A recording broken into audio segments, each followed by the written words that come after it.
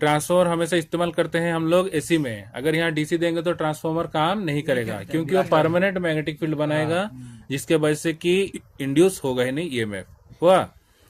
तो देखो इधर से हम लोग एसी वोल्टेज दिए, यहाँ पे कितना टर्न्स होगा, मान लो इधर टर्न्स है तुम्हारा 20 ठो, कितना ठो टर्न्स मतलब कितना बार लपेटा गया है तार को। इस साइड को क्या बोलते हैं, इनपुट साइड को बोलते हैं प्राइमरी साइड। क्या बोलते हैं, प्राइमरी।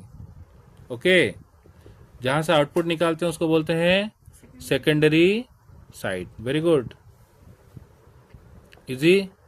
तो सेकेंडरी साइड में हम क्या लगा देंगे, लोड लगाएंगे। क्या लगाएंगे, लोड। मान लो ये कूलर का मोटर है, लाइट का रजिस्टर है, किसी भी चीज का रजिस्टर हुआ, याद रखो। तो इधर भी क्या मिलेगा तुमको, एसी वोल्टेज ही मिलेगा। मगर यहाँ देखो, बोलो अगर सर ये आइडियल, बोलो बेटा अगर ये आइडियल ट्रांसफॉर्मर है, अगर ये आइडियल ट्रांसफॉर्मर है हमारे पास, थोड़ा बताओ तो, अगर ये आइडियल ट्रांसफॉर्मर है तो इसमें कोई भी एनर्जी लॉस नहीं होगा।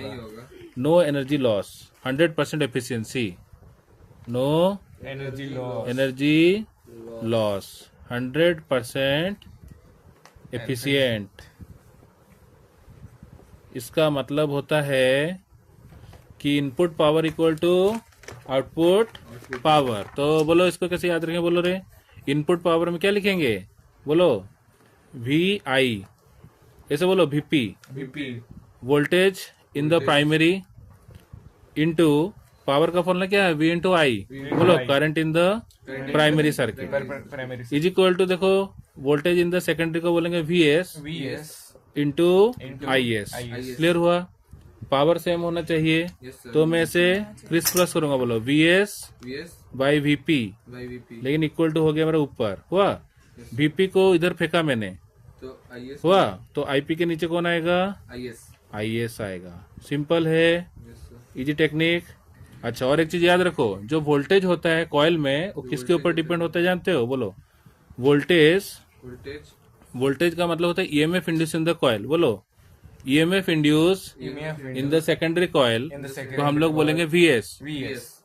वो किसको प्रोपोर्शनल होता है, number of turns in the secondary coil को हुआ। ऐसे ही बोलो वीपी, वो किसको प्रोपोर्शनल होता है, number of turns in the primary coil को। तो हम लोग ऐसे भी कर सकते हैं, बोलो sir induce EMF in the secondary coil by induce EMF in the primary coil is equal to, उसका जो रेशियो होगा किसके ऊपर डिपेंड होगा, number of turns in the secondary by number of turns in the primary.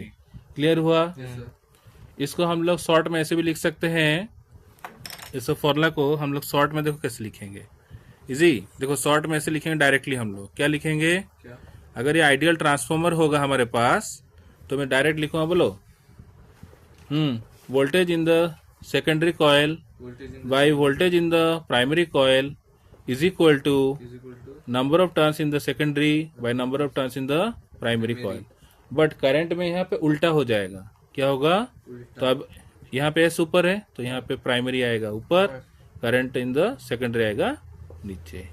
समझे, ये छोटा सा ट्रिक्स है, तुम लोग धाए न्यूमेरिकल कर लेना।